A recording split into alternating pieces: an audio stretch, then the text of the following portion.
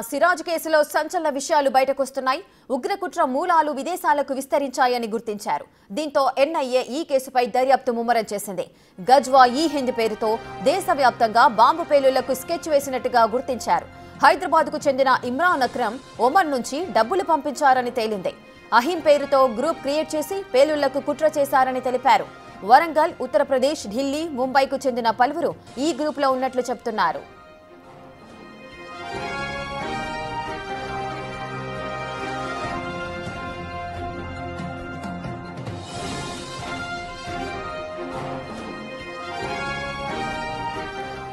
సిరాజ్ కేసులో సంచలన విషయాలైతే బయటకొస్తున్నాయి. ఉగ్రకుట్ర మూలాలు విదేశాలకు విస్తరించాయని గుర్తించారు ఎన్ఐఏ అధికారులు.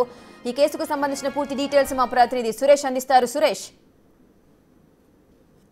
పేలుల కుట్ర కేసులో ఒకవైపు ఏపీ పోలీసులు దర్యాప్తు చేస్తున్నారు. అదేవిధంగా ఎన్ఐఏ కూడా ఈ కేసుకు సంబంధించి అన్ని ఆధారాలు సేకరించడానికి దర్యాప్తు చేస్తున్నారు. అయితే సిరాజ్ ఎవరెవరిని కలిశాడు, ఎక్కడెక్కడ తిరిగాడు, వాటికి సంబంధించిన పూర్తి సమాచారాన్ని ఇప్పటికే ఏపీ పోలీసులు కూడా సేకరించడం జరిగింది. వారు చేసిన దర్యాప్తు అంతా కూడా ఎన్ఐఏకి కూడా సమాచారం ఇచ్చారు. అయితే సిరాజ్కి ఒమాన్ నుండి డబ్బులు వచ్చినట్టు గుర్తించడం జరిగింది. ఎవరైతే హైదరాబాద్కు చెందిన ఇమ్రాన్ అక్రమ్ అనే వ్యక్తి సిరాజ్కి డబ్బులు సమకూర్చాడు. ఇంకా అవసరమైతే మరిన్ని డబ్బులు హైదరాబాద్లోనే నీకు సమకూరుస్తానని చెప్పేసి కూడా సిరాజ్కి చెప్పినట్టు తెలుస్తుంది. ముందుగా బాంబులు తయారు చేసి వాటిని టెస్ట్ బాంబులుగా పేల్చి ఆ వీడియోస్ అన్నిటిని కూడా ఒమాన్లో ఉన్నటువంటి ఇమ్రాన్ అక్రమ్కి పంపిస్తే మళ్ళీ ఆ పేలుడు పదార్థాలు కొనడానికి డబ్బులు సమకూరుస్తానని చెప్పేసి కూడా చెప్పినట్టు తెలుస్తుంది. అయితే ఇప్పుడు ఎన్ఐఏ మొత్తం లోతుగా దర్యాప్తు చేస్తుంది. సిరాజు ఇప్పటికే ఒకసారి ఢిల్లీకి వెళ్ళాడు, ఆ తర్వాత ముంబైకి వెళ్ళాడు. ముంబైలో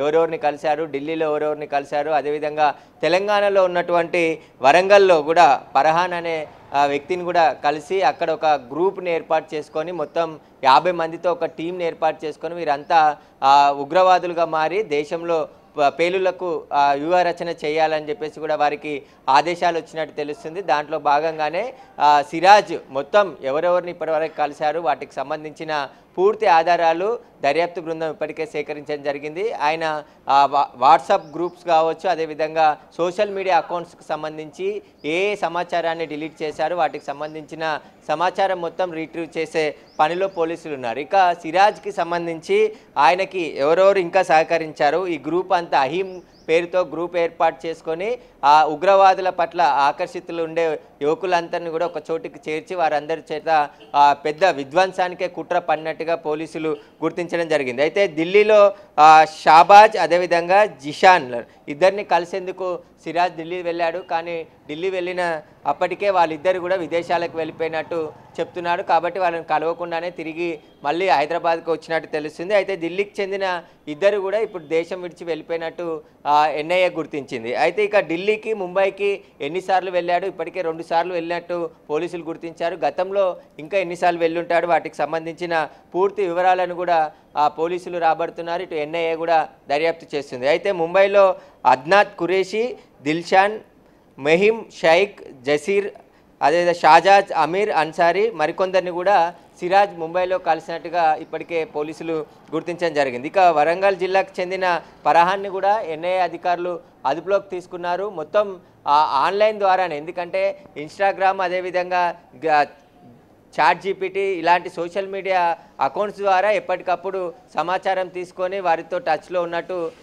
తెలుస్తుంది. దానికి సంబంధించి ఇప్పుడు పోలీసులు లోతైన దర్యాప్తు కోసం ఈ కేసును ఎన్ఐఏకు అప్పగించడం జరుగుతుంది. ఎన్ఐఏ కూడా లోతైన దర్యాప్తు ఇప్పటికే ప్రారంభించింది. ఉగ్ర మూలాలు ఉన్నటువంటి స్లీపర్ సెల్స్ కావచ్చు, వారికి సంబంధించిన పూర్తి ఆధారాలు సేకరించే పనిలో ఇప్పటికే ఎన్ఐఏ అధికారులు నిమగ్నమై ఉన్నారు. ప్రస్తుతం ఏపీ పోలీసులు కూడా దాదాపు కస్టడీలో అనేక సమాచారాన్ని సేకరించినట్టు తెలుస్తుంది. ఎందుకంటే సిరాజ్, సమీర్లకు సంబంధించిన పూర్తి కస్టడీకి తీసుకొని వారిని విచారించడం జరిగింది. విచారణ అనంతరం తిరిగి మళ్ళీ జైలుకి పంపించారు. కాబట్టి ఇప్పుడు వీరితో సంబంధాలు ఉన్నవారు కొందరు పరారీలో ఉన్నారు. కాబట్టి వారి కోసం ఎన్ఐఏ దేశవ్యాప్తంగా గాలింపు చర్యలు చేపట్టడం జరిగింది. ఒక్కొక్కరుగా ఉగ్ర లింకులు ఉన్నటువంటి స్లీపర్ సెల్స్ కావచ్చు, ఇంకా మిగతా వారందరూ కూడా బయటపడుతున్నారు. కాబట్టి వారికి సంబంధించిన సోషల్ మీడియా అకౌంట్స్ ఇప్పుడు చాలా కీలకంగా ఉండబోతున్నాయి. ఎందుకంటే సోషల్ మీడియా అకౌంట్స్ ద్వారానే విదేశాల్లో ఉన్నటువంటి ఒమన్లో ఉన్న ఇమ్రాన్ అక్రమ్కి సంబంధించి ఆయన డబ్బులు సహాయం చేయడం, అవసరమైన డబ్బులన్నీ మళ్ళీ హైదరాబాద్లోనే సమకూరుస్తానని చెప్పడం, అతనికి సిరాజ్కి లింక్ ఏ విధంగా ఏర్పడింది, ఎవరి ద్వారా అతను టచ్లోకి వెళ్ళాడు, ఈ వ్యూహరచన ఉంది. ఎందుకంటే దేశంలో భారీ పేలులకు కుట్ర పన్నారు, వీటి వెనకాల ఉన్న ఉగ్ర సంస్థలు ఏంటి అనే దానిపై కూడా ఎన్ఐఏ ఇప్పటికే లోతైన దర్యాప్తు ప్రారంభించడం జరిగింది. ఇంకా సోషల్ మీడియాలో ఉన్నటువంటి యాక్టివ్గా ఉండే కొంతమంది ఉగ్రవాదులతో టచ్లో ఉన్నటువంటి వారి లింకులను బయటికి తీసే పనిలో ఎన్ఐఏ ఉంది. ఇప్పటికే దాదాపు 25 నుంచి 50 మంది టీమ్గా అహీమ్ అనే ఒక గ్రూప్ని ఏర్పాటు చేసి సిరాజ్, సమీర్ కూడా హైదరాబాద్తో పాటు దేశంలో వివిధ ప్రాంతాల్లో పేలుల కుట్ర పడినట్టు కూడా అనుమానిస్తున్నారు. కాబట్టి వీళ్ళు ఎక్కడెక్కడ ప్లాన్ చేయాలనుకున్నారు, రద్దీ ప్రదేశాలు ఏంటి, రిక్కీ ఏమైనా నిర్వహించారా, మొత్తం ఇప్పటి వరకు పరారులో ఉన్న వారికి సంబంధించిన వివరాలను కూడా ఆరా తీస్తున్నారు. తెలంగాణ ఇంటెలిజెన్స్తో పాటు ఏపీ కౌంటర్ ఇంటెలిజెన్స్ అధికారులు అప్రమత్తతతో పెద్ద ఉగ్రముప్పునే తప్పిందని చెప్పుకోవచ్చు. ఎందుకంటే ముందస్తు సమాచారంతో వీరిని అరెస్ట్ చేశారు కాబట్టి ఈ పేలుళ్లకు సంబంధించిన విషయం అంతా కూడా బయటికి వచ్చింది. ఇప్పుడు సిరాజ్, సమీర్కి సపోర్ట్ చేసినటువంటి వారందరినీ కూడా వెతికే పనిలో ఎన్ఐఏ ఉంది. Right, thank you Suresh, thanks for the live details. ఇక సిరాజ్ కేసులో సంచలన విషయాలు అయితే బయటకు వస్తున్నాయి. ఉగ్రకుట్ర మూలాలు విదేశాలకు విస్తరించాయని ఎన్ఐఏ అయితే గుర్తించింది. ఇక గజ్వా ఈ హింద్ పేరుతో దేశవ్యాప్తంగా వీరంతా కూడా బాంబు పేలులకైతే స్కెచ్ వేశారు. ఇంకా లోతుగా అయితే విచారణ చేస్తోంది ఎన్ఐఏ. ఇక ఈ విచారణలో ఇంకా ఎటువంటి నిజాలు బయటకు వస్తాయనేది వేచి చూడాల్సి